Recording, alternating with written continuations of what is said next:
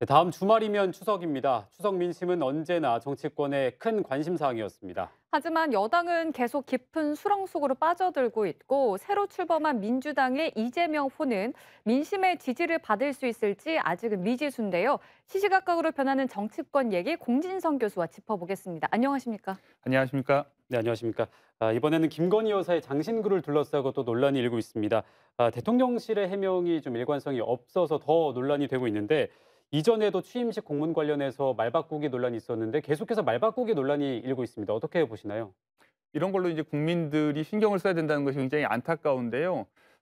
일단 이제 야당이 기본적으로 윤석열 정부가 좀 더 정부 운영을 투명하게 하지 않는다고 하는 이제 의심을 가지고 있는 것 같습니다. 그렇기 때문에 이제 눈에 띄는 어떤 사안이 있을 때 집중적으로 이제 공격을 하는데 여기에 더해서 지금 현재 이제 윤석열 대통령 지지율이 낮기 때문에 대통령실의 관계자들이 다소 방어적으로 수세적으로 답변을 하는 경우가 많은 것 같고요. 그러다 보니까 이제 실수도 나오고 자꾸 이제 임기응변식으로 일단 지금 현재 무마하려고 이제 답변을 하는데 나중에 이제 사안을 확인해 보면 이제 사실관계가 이제 다른 경우가 있으니까 이제 말 바꾼다고 하는 의심을 자꾸 받는 것이죠.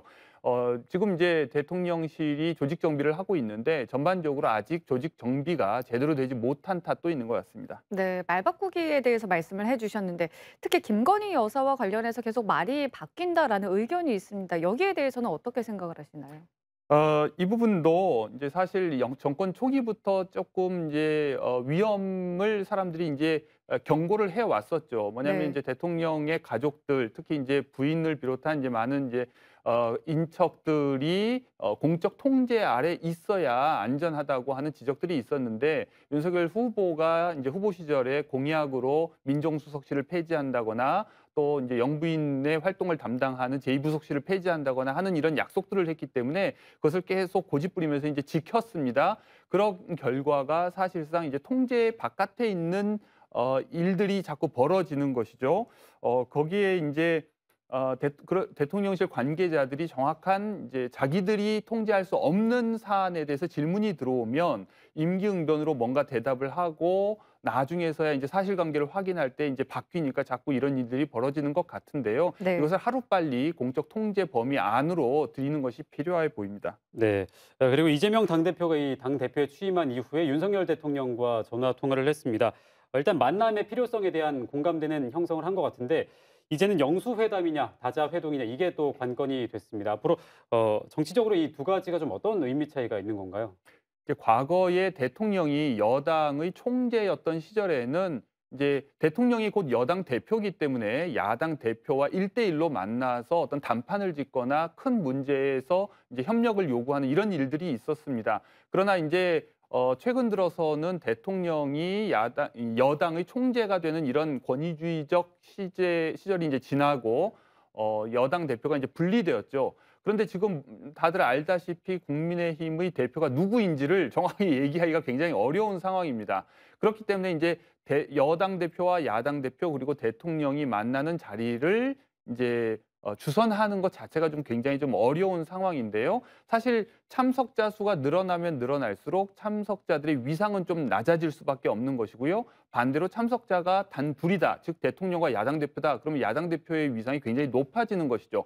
과거 경험을 보면 일부러 제2야당, 제3야당, 이제 소수 정당까지 원내 정당이기만 하면 당 대표를 다 초대하는 경우에 제1야당 대표가 이제 굉장히 그것을 이제 불쾌하게 여기는 일도 있었습니다. 그것처럼 이제 범위가 얼마나 넓어지냐, 다자회담이 될수록 사실상 제1야당 대표의 위상은 낮아질 수밖에 없는데 지금 이 혼란은 그런 의미에서 이재명 대표, 신임 민주당 대표 입장에서는 1대1 회담을 하기 좋은 이제 조건일 수도 있지만 동시에 윤석열 대통령 입장에서는 여당의 대표가 좀 불분명한 불확정적인 상황이기 때문에 그것을 핑계로라도 미룰 수 있는 근거가 되기도 합니다. 그러나 마냥 미룰 수는 없는 것이 하반기에 예산안 통과라든지 거대 야당의 협력을 요구해야 될 어떤 안건들이 있기 때문에 조만간 어떻게든 회담은 이루어질 거라고 생각합니다. 네, 어떻게 보면 약간 일종의 기싸움이라고도 볼 수 있겠네요.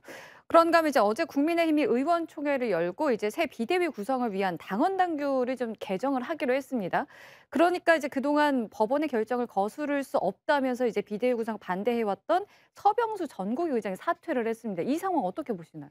그렇습니다. 지난번 비대위를 구성할 때와 비교했을 때 반대의 목소리가 훨씬 더 크고 그리고 분위기도 좋지 않은 것 같습니다. 네. 그렇기 때문에 사실상 강행한다 하더라도 다시 똑같은 이제 법원의 판결이 나올 거라고 하는 회의감도 굉장히 이제 팽배해 있는데요. 그러나 이제 여전히 이것을 이제 강행하려고 하는 입장도 뚜렷해 보입니다.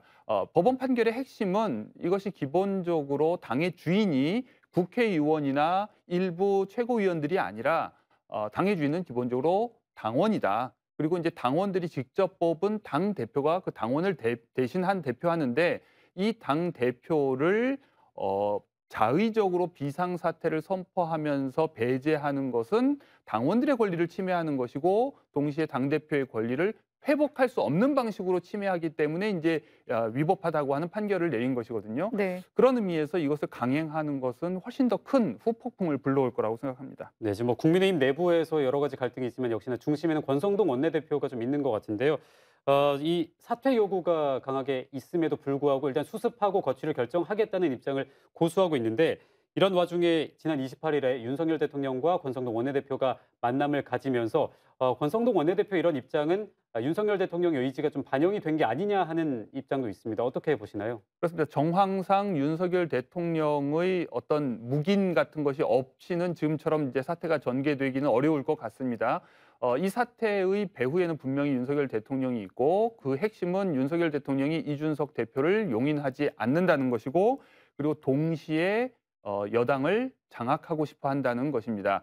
뭐냐면 이제 이른바 이제 친윤 세력으로 당권을 친윤 세력이 장악을 해야 다음번 이제 총선을 앞두고 이제 공천권을 행사할 수가 있고 그렇게 해서 약 2년 후에 치러질 총선에서 친윤 세력이 대통령을 지지하는 세력들이 당을 전면적으로 장악을 하고 이제 뭐 기대하건대 이제 제1당이 된다면 이제 하반기 국정 운영을 위한 이제 충분한 당의 지원을 받을 수 있을 거라고 생각을 하는 것 같습니다. 그러나 그런 욕심이 크면 클수록 지금 점점 더 그 가능성으로부터 멀어지는 것은 아닌가 이런 우려가 드는 것도 사실입니다. 네, 뭐 당의 지원을 받을 수 있을지는 모르겠지만 국민의 지원을 받기는 좀 어려울 것 같은데요. 물론 처음에는 국민의힘도 이런 상황까지는 생각하지 않았을 거는 같습니다. 그런데 뭐든 간에 당장 뭐 수해 복구 상황도 필요하고 추석 물가도 참 걱정인데 그렇게 좋아 보이지는 않습니다. 그렇습니다. 이제 추석이 얼마 남지 않았는데 대개 이제 추석 전에 어느 정도 여론을 우호적으로 바꿔놔야 이제 추석 때 가족들이 모이면서 그 어떤 우호적인 여론이 퍼져나갈 거라고 보통 정치권에서는 기대를 하는데요. 지금 이제 대통령실에서 주체적으로 이제 당과 무관하게 할 수 있는 일은 비서실 인적 쇄신이라고 생각을 합니다. 그래서 이제 전면적인 쇄신 작업에 돌입한 것 같은데 그것으로 이제 부분적으로 어떤 민심 전환을 꾀할 수는 있겠지만 근본적으로 지금 이제 당원 당규를 개정해서라도 이 상황을 돌파하려고 하는 당의 모습 때문에도 당이 대통령의 지지율에 계속 이제 발목을 잡는 그런 모양새가 지속될 것 같고 그런데 이제 이렇게 되면 대통령도 결국은 당의 지지와 무관하게 상황을 돌파하기 위해서 검찰 스타일로 국면을 전환하려고 시도하지 않을까 그런 우려가 됩니다. 네, 이번에 민주당으로 이야기를 좀 넘겨보겠습니다. 이재명 대표가 윤석열 정부에 협력할 것은 좀 협력하겠다. 대선 후보 시절부터 일치하는 공약이 참 많았다라고 얘기를 했는데 민주당 내에서 지금 나오는 얘기가 김건희 특검법, 또 국정조사, 뭐 한동훈, 이상민 장관 탄핵 관련된 이야기가 계속해서 나오고 있습니다. 앞으로 이재명호가 좀 어떤 방향으로 흘러나갈 거라고 보시나요? 예, 협력이라는 말은 사실 이제 원치 않는 것을 다 해주겠다는 뜻이 아니라 사실상 정부 정책을 이제 최대한 거대 야당이 원하는 방향으로 이제 유인하려고 하는 의도를 드러낸 것이라고 생각을 합니다. 즉 야당의 협력을 얻고 싶으면 어느 정도 양보와 타협이 필요하다 또는 협력을 적극적으로 구해라라고 하는 메시지고요. 그리고 이제 다만 이제 여러 가지 특검이라든지 탄핵이라든지 이런 말을 하는 것은 특히 이제 특검은 대통령이 임명하는 것이기 때문에도 사실상 실현되기는 어렵습니다. 다만 그것을 자꾸 언급함으로써 윤석열 정부가 출범할 때 내세웠던 공정의 이미지를 오히려 이제 불공정의 이미지로 이제 바꾸려고 하는 그런 수사적 전략의 일환인 것 같고 그 외에도 사실 뭐 한동훈 장관이나 이상민 장관에 대해서도 지금 시행령을 통해서 법률 사항을 우회하려고 한다든지 경찰국 신설과 관련된 것이 이제 위헌 판결이 난다면 그것은 당연히 이제 탄핵 대상이기 때문에 협력 여부와 무관하게 투트랙으로 이제 앞으로 추진할 거라고 생각을 하고요. 다만 이것은 이제 다음번 총선 때 누가 더 많은 의석을 차지하느냐, 그러니까 결국 이제 누가 더 다수 국민의 지지를 얻느냐의 문제이기 때문에 얼마나 건강한 협력과 비판을 하느냐가 결국 그 승부를 결정할 거라고 생각합니다. 네. 이어서 호남 지역의 상황도 좀 살펴보죠. 막판까지 치열했던 송갑석 의원이 결국 최고위원에 입성하지 못했습니다. 그런데 이재명 대표가 이제 지명직 최고위원으로 호남 출신을 염두에 두고 있다 이런 얘기가 있으면서 여러 인물들이 거론되고 있는데요. 교수님은 어떻게 예상을 하십니까? 그렇습니다. 민주당과 호남 지역의 관계를 생각할 때 호남 지역을 대표하는 최고위원 한 명을 지명하는 것은 이제 불가피한 선택일 겁니다. 다만 이제 어떤 사람을 지명하느냐를 통해서 이재명 대표의 리더십 스타일 또는 당 운영 방향을 어느 정도 이제 엿볼 수 있을 것 같은데요. 아주 분명한 친명 인사를 임명하느냐, 아니면은 좀 개파색이 옅은 사람을 지명하느냐, 아니면 오히려 비명이나 반명에 가까울 수도 있는 사람조차 포용하는 방식으로 지명하느냐에 따라서 앞으로 당 운영 방향이 이제 결정될 겁니다.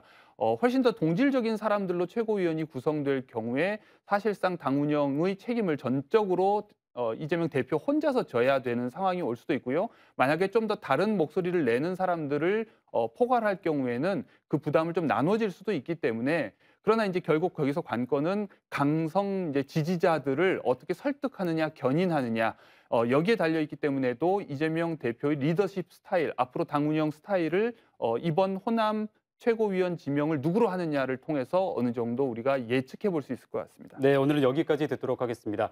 지금까지 조선대학교 공진성 교수와 함께 정치권 이야기 짚어봤습니다. 오늘 말씀 잘 들었습니다. 예, 감사합니다.